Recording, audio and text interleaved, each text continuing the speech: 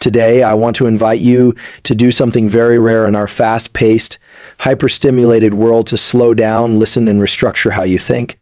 Because in the next 40 minutes, you won't just hear motivational talk, you'll be engaging in a neurological reset. You'll be challenged to see your life, your habits, your identity through a completely new lens. What we now know from neuroscience is that perception shapes biology. The way you interpret your world, the way you think about yourself, your past, your future, literally rewires your brain. And if that's true, then one powerful shift in perspective can alter the trajectory of your entire life. So here's the promise: if you give your full attention to this session, you may walk away not just inspired but transformed. Not because of hype, but because when you combine awareness, deliberate thought, and action, the brain rewires, behavior shifts, and identity evolves. Perception is the gateway to transformation. Most people go through life assuming that what they see, hear, and experience is objective reality. But neuroscience tells a very different story. What we perceive is not just a mirror of the world, it's a filtered, interpreted, and often distorted version of it. Our brains are prediction machines. They take in sensory information and combine it with past experiences, beliefs, emotional states, and expectations to create what we call reality. This means that the way we see our life, our challenges, our relationships, and even ourselves is not fixed, it is fluid, and it is shaped by our perception. Now, why does this matter? Because if your perception changes, your experience changes. If your experience changes, your decisions shift. And when your decisions shift, your life takes on a new direction. Many people are stuck not because they are incapable of growth, but because they are imprisoned by their current way of seeing. They see setbacks as signs of failure instead of stepping stones. They see pain as punishment instead of a signal for change. They see limitations where, with a different lens, there might be opportunity. This is not just philosophy. This is brain science. The stories you tell yourself repeatedly begin to form neural pathways. Those pathways hardwire certain patterns of thought, emotion, and behavior. But and this is the breakthrough: those pathways are not permanent. Through the process of neuroplasticity, your brain can rewire itself in response to new information, repeated intention, and consistent practice. That rewiring starts with a shift in perception. For example, someone might perceive themselves as unworthy because of past trauma or repeated rejection.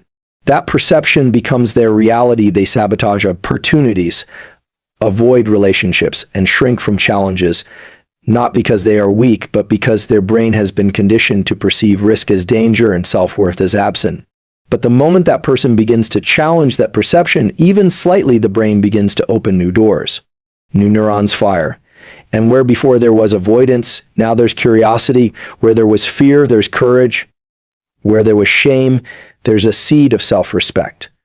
That small internal shift doesn't look dramatic on the outside, but inside the brain, it's massive. It's the same reason two people can go through the exact same situation and have completely different outcomes. One sees it as the end, the other sees it as a beginning. One sees pressure, the other sees purpose. It's not the circumstance, it's the lens, and here's the key: lenses can be changed. The practice of reframing, consciously choosing to see events differently, is not just a self-help tactic. It's a biological intervention. It activates different circuits in the brain. It reduces cortisol, increases dopamine, and creates space for executive function, which allows better decision-making, problem-solving, and emotional regulation. Perception is power. And if you can train yourself to step back and observe your perceptions, to ask, is this the only way to see this? You begin to regain control over the direction of your life. People often think they need to change their entire environment to be happy or successful. But often, the first transformation is internal. Shift how you see the world, and the world shifts in response. Your energy changes, your choices change, your results change. Because perception isn't just what happens in your mind, it's what shapes your actions in the world. And the way you act creates the life you live. Neuroplasticity means your past does not define your future. For decades, the dominant belief in neuroscience was that the brain was hardwired after childhood, that once connections were formed and habits were established, they were permanent. But research over the last few decades has shattered that myth. The brain remains plastic, changeable, and adaptable throughout life. It has the capacity to reorganize itself, to form new neural connections, to let go of old patterns, and to build new ones. This discovery is not just a scientific revelation, it's a profound source of hope. Because it means that no matter what has happened in your past, no matter the trauma, the mistakes, the failures, or the missed opportunities, it does not have to dictate the rest of your life. When people feel stuck, they often believe it's because something about them is broken or unchangeable. They say things like, "I've always been this way," or "This is just who I am." But those statements reflect learned identity, not fixed identity. Learned identity is the product of repeated thoughts, emotions, and behaviors. Over time, these repetitions create deeply ingrained neural patterns, making certain responses feel automatic. But automatic does not mean permanent. What the science of neuroplasticity shows us is that anything that was learned can be unlearned, and anything that was missing can be developed. Whether it's confidence, discipline, resilience, or calm under pressure, these are not traits you're born with or without. They're skills, and skills can be trained. The brain changes through experience. Every time you repeat a thought or action, you strengthen the neural circuit that supports it. Neurons that fire together wire together, but the inverse is also true. What you stop using begins to weaken. So if you've lived a life where fear dominated your decisions, that fear circuit has become strong. But if you begin to take action in the face of fear, even in small ways, you're starting to build a new circuit, one for courage. At first, it's weak, unfamiliar, but with repetition, it gets stronger. Eventually, the fear that once ruled you becomes background noise. This is the biological foundation for change, and it proves that your past behavior doesn't have to predict your future behavior unless you keep feeding it. Most people are not suffering from a lack of potential. They're suffering from a misinterpretation of their past. They carry labels, stories, and emotional imprints from earlier years and assume those things define who they are. But those things were adaptations. They were responses to certain conditions, not permanent characteristics. Neuroplasticity teaches us that identity is malleable. You are not bound to your old habits unless you choose to keep repeating them. Change starts when you become aware of the pattern and decide to interrupt it. And the moment you do something different, think a different thought, make a different choice, respond in a new way, you're creating a new version of yourself. This isn't to say change is easy. The brain prefers efficiency. It will always try to return to what is familiar, even if that familiar pattern is destructive. But this is where intention and repetition come in. The more you show up deliberately, the more you create a new normal. Over time, what was once difficult becomes effortless. The same brain that once sabotaged your goals can be trained to support them. The same mind that once fed your insecurities can be guided to build your confidence. This is not motivation, it's biology. And once you understand how this works, you no longer have to be a victim of your history. You become a participant in your redesign. Stress, properly managed, is fuel for growth. In modern life, stress is often painted as the villain, something to be avoided, minimized, or eliminated entirely. But from a biological standpoint, stress is neither good nor bad. It is a signal. It is a physiological response designed to prepare the body and mind for challenge. When perceived and used correctly, stress becomes a powerful catalyst for adaptation. The human nervous system is built to respond to short-term stress with heightened focus, increased energy, and sharper decision-making. This is known as acute stress, and it's what allows us to rise to an occasion, meet a deadline, protect someone in danger, or push beyond our perceived limits. The problem arises not from stress itself, but from how we interpret and manage it. When people view stress as overwhelming or harmful, the body responds with anxiety, fatigue, and mental shutdown. But when stress is viewed as meaningful, as a signal that something important is happening, the body reacts differently. Heart rate may increase, but so does blood flow to the brain. Cortisol levels rise, but so does dopamine. This difference in perception literally alters the physiological impact of stress. In fact, studies have shown that people who experience high levels of stress but believe it is helping them grow are healthier and more resilient than those with low levels of stress who view it as harmful. The body's stress response is part of what's called the sympathetic nervous system. It's what gives you that edge in high-pressure moments. But growth doesn't happen in the moment of stress, it happens in the recovery that follows. The balance between stress and recovery is what builds strength. This is true in physical training, where muscles are broken down during exertion and rebuilt during rest. It's also true mentally and emotionally. When you encounter stress and then give your system space to recover through sleep, reflection, movement, or breath work, you signal to your body that it is safe to grow. That's when resilience is built. That's when confidence is formed. That's when the brain consolidates lessons and prepares to face the next challenge even stronger. The key is intentional exposure. Just like lifting weights builds strength, exposing yourself to controlled, meaningful stress builds mental endurance. Whether it's public speaking, difficult conversations, focused work, or physical training, stepping into discomfort deliberately trains your nervous system to adapt. Over time, what once felt stressful becomes manageable, your threshold increases. Your response becomes more regulated. You begin to trust yourself in situations that used to trigger anxiety. And that self-trust is the foundation of growth. But to use stress this way, you must shift your mindset. Instead of asking, how do I avoid stress? Start asking, how can I build capacity to handle it? Because the truth is, meaningful goals, relationships, and personal transformation all come with stress. There's no way around it. The more responsibility you take on, the more you care about something, the more stress will be involved. But when you stop fearing stress and start using it as feedback, when you treat it like a training ground, you become more grounded, more focused, and more capable. Stress can clarify priorities. It can reveal what matters most.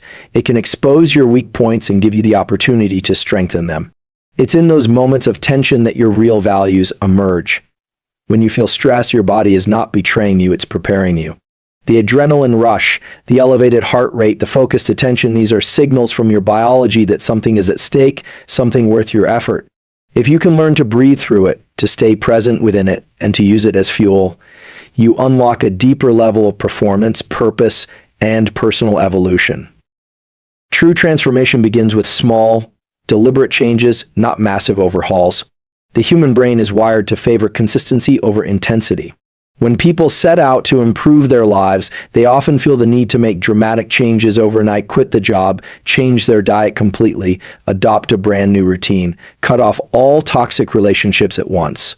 But this kind of overhaul often overwhelms the nervous system.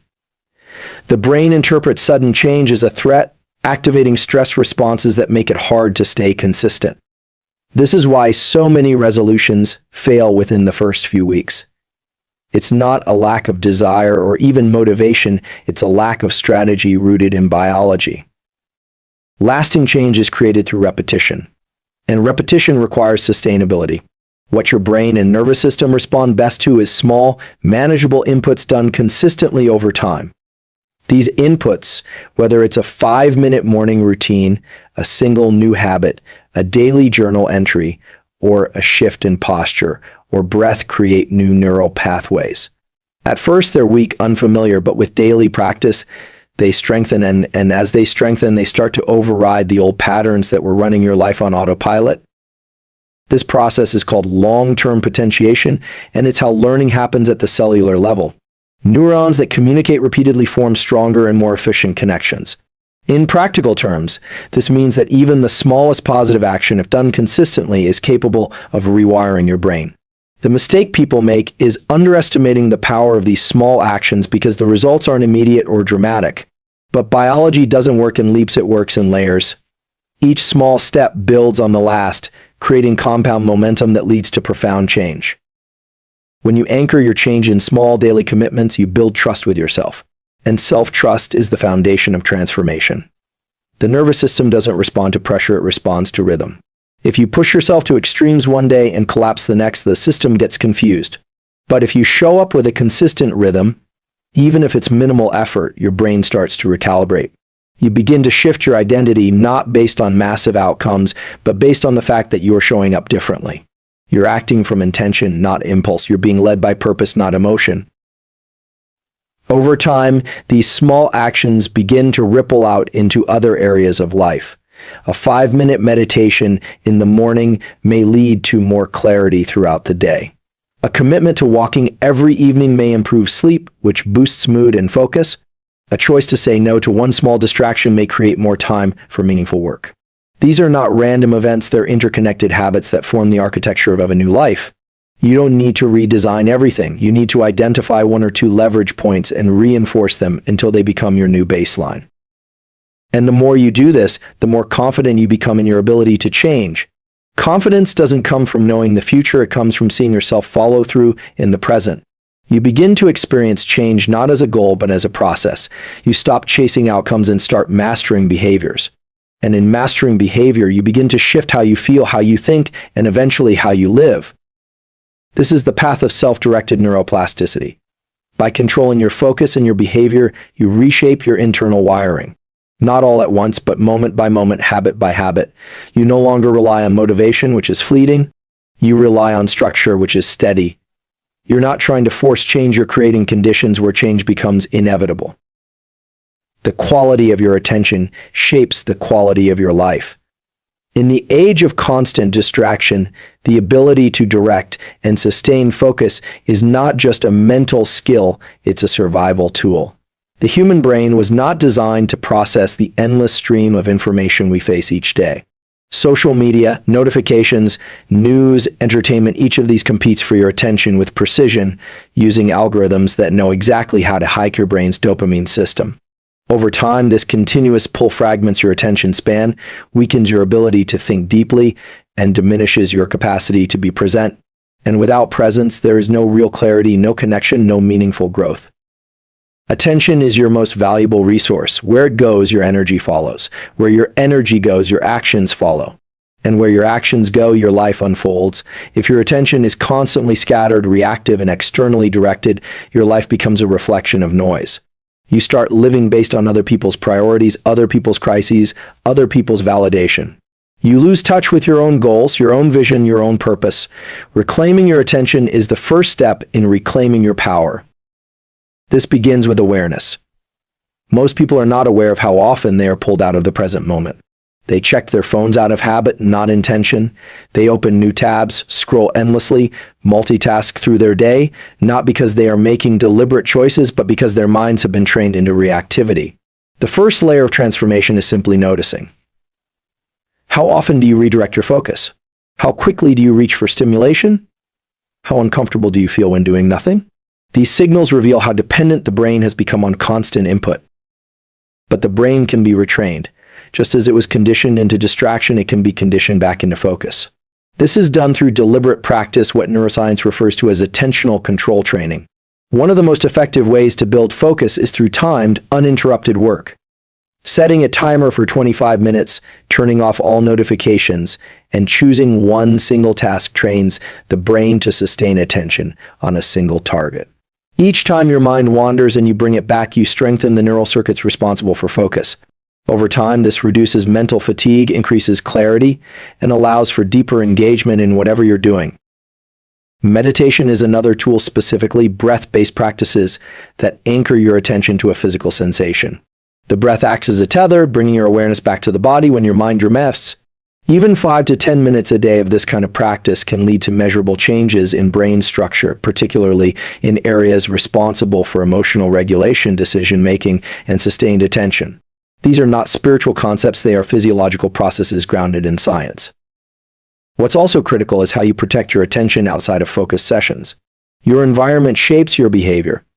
If your phone is always within reach, if your workspace is cluttered with distractions, if your schedule has no boundaries, your attention will be under constant attack. Creating structure like designated times for checking messages or a visual signal that you're in deep work sends cues to your brain that focus is a priority. And when your brain understands the value of attention, it begins to treat it as something worth preserving. Attention is not just about productivity, it's about presence. It's about your ability to connect deeply with your goals, your values, your relationships, your experience of life. A distracted mind cannot connect, it cannot reflect, it cannot grow. But a focused mind becomes a tool of transformation. It cuts through the noise, it recognizes what matters, it stays grounded when everything around it feels chaotic. Your environment is constantly shaping your behavior, often in ways you don't even realize. The brain is highly sensitive to cues. What you see, hear, and experience regularly becomes the background architecture of your habits, mindset, and emotional state. Most people think change begins with motivation, but the science tells us something different. Change begins with environment. When you design your surroundings intentionally, you reduce friction, increase clarity, and signal to your brain what matters most. And when you ignore your environment, even the best intentions are overpowered by subconscious cues that keep pulling you back into old patterns. Every object, every space, every sound carries with it a psychological message. A cluttered room speaks of confusion and delay. A workspace filled with distraction speaks of avoidance. A home filled with passive entertainment invites sedation rather than activation. But a space that is clean, purposeful, and aligned with your values can prime you for focused action, reflection, and even transformation. Environmental design is one of the most underused yet powerful tools available for behavior change. It bypasses the need for willpower by aligning your surroundings with your intentions. This starts with identifying the environments where you spend most of your time.